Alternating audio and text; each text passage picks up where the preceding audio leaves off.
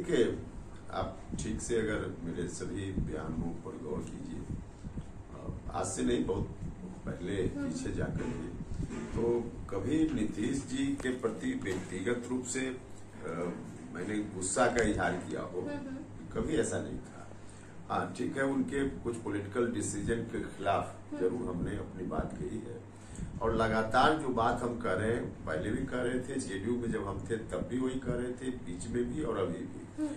व्यक्तिगत रूप से जहां तक उनसे व्यक्तिगत संबंध का मामला है, तो उसमें तो हमने जेडीयू से अलग होने के तुरंत बाद भी कहा कि अगर कभी उनको जरूरत हो व्यक्तिगत रूप से, भगवान न करे वैसी स्थिति आवे, लेकिन अगर वैसी स्थिति आती है तो ब्लड देना हो तो सबसे पहले अगली पंक्ति में नीतीश जी के लिए जाकर हम खड़ा होंगे। तो यह स्टेटमेंट हमारा आज का नहीं है, तो व्यक्तिगत संबंध के आधार पे जो स्टेटमेंट हो सकता है। आए दिन हम देख रहे हैं व्यक्तिगत रूप से वो परेशान है, परेशान दिख रहे हैं, बिल्कुल परेशान दिख रहे हैं। और सीधे तौर पे हम जहां तक नीतीश जी को जानते हैं, नीतीश जी राजनीति में ऐसी स्थिति को कभी बर्दाश्त नहीं उन्होंने किया है, लेकिन अब मजबूरी उनकी हो सकती है, झेल रहे हैं, लेकिन झेल रहे हैं नीतीश बिल्कुल झेल रहे हैं। दम घुटन की स्थिति है। अच्छा। महागठबंधन में आज जो जिस स्थिति में नीतीश जी है, एकदम दम घुटन की स्थिति में है। लेकिन तो फिर मजबूरी क्या है? अब मजबूरी क्या है, जो डिसीजन उन्होंने ले लिया एनडीए से अलग होते हुए, अब रिवर्स भी उसका संभव नहीं है उनके लिए।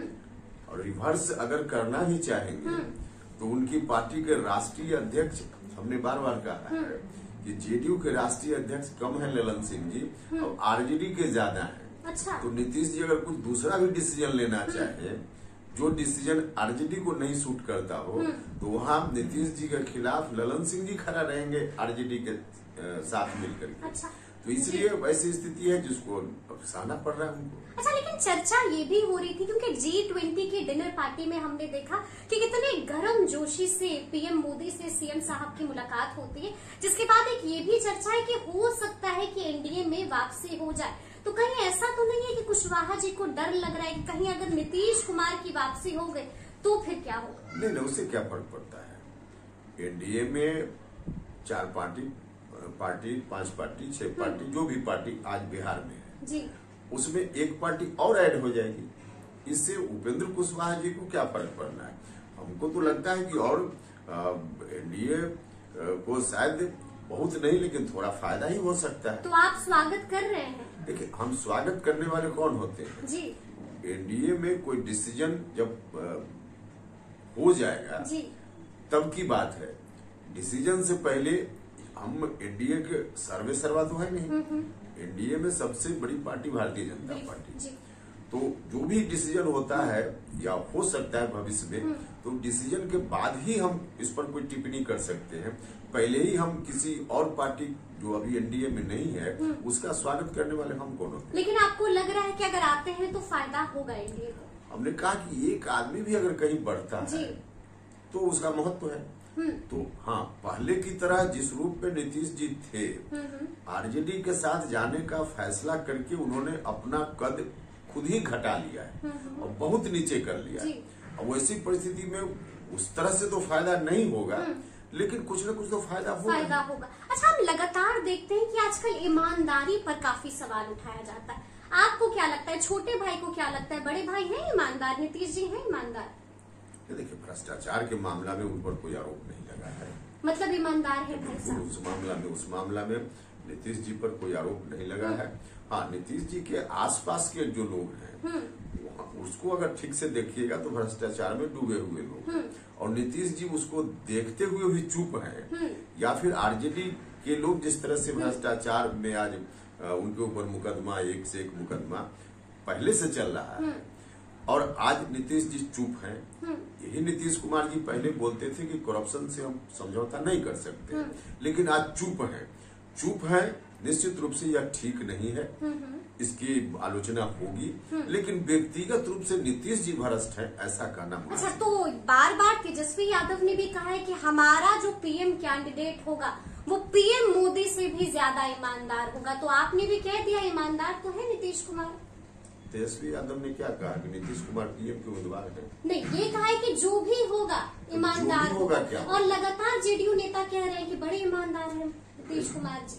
जेडीयू में या किसी पार्टी जी सब लोग तो भ्रष्ट होते नहीं, बिल्कुल। आरजेडी में भी कुछ लोग ईमानदार मिल जाए। आरजेडी के हम आलोचक हैं, लेकिन आरजेडी में भी हम यह नहीं कह सकते कि 1 से 100 तक जितने लोग हैं सब भ्रष्ट हैं। तो ईमानदार तो बहुत सारे लोग हैं। अब उसका माने निकाल करके कहीं से लिंक जोड़ दीजिएगा, इसका कोई अर्थ नहीं। कोई अर्थ। अच्छा, आपकी मुलाकात हुई है नित्यानंद राय जी से, हमने देखा कि मुलाकात हुई आपकी दिल्ली आवास पर। जाहिर सी बात है कि जब मुलाकात होती है तो बातें भी होती हैं, तो क्या कुछ खास बातें हुई आपकी? देखिए, व्यक्तिगत रिश्ता है, हम लोग एक ही जगह से आते हैं, हाजीपुर से, तो इस मुलाकात का कोई बहुत उस रूप में व्याख्या करने की जरूरत नहीं है। मुलाकात हुई है, हाँ, स्वाभाविक रूप से जब मुलाकात हुई है और लोकसभा का चुनाव नजदीक है तो चर्चा तो पॉलिटिकल सीट को लेकर भी चर्चा? नहीं, सीट को लेकर के कोई चर्चा नहीं हुई है। कैसे हम लोग मिलकर के बिहार में 40 में 40 सीट एनडीए के खाते में दे पाए, इस बात पर चर्चा हुई है। अच्छा, रमेश बिधूरी ने एक बयान दिया है, हंगामा मचा दिया है। निशाने पर थे बीएसपी सांसद दानिश अली और लोकतंत्र के मंदिर में जिस तरह के शब्दों का प्रयोग किया है उन्होंने, उसको आप कैसे देखते हैं, कितना जायज है? नहीं, बिल्कुल गलत है। और भारतीय जनता पार्टी ने भी संभवतः उनसे पूछा है, नोटिस ऑब्जेक्शन बीजेपी ने भी किया है, और किसी भी दृष्टि से बिधूरी जी का बयान उचित नहीं कहा जा सकता है, पूरे तौर पे गलत है। लेकिन बिधूरी जी, हम भी उनके साथ पार्लियामेंट में रहे हैं, पुरानी आदत है उनकी, और इसी तरह से कुछ न कुछ बोल देना। अब पुरानी आदत हो अलग विषय है, लेकिन जो भी बयान उन्होंने दिया उस दिन, उसकी जितनी निंदा की जाए कम है।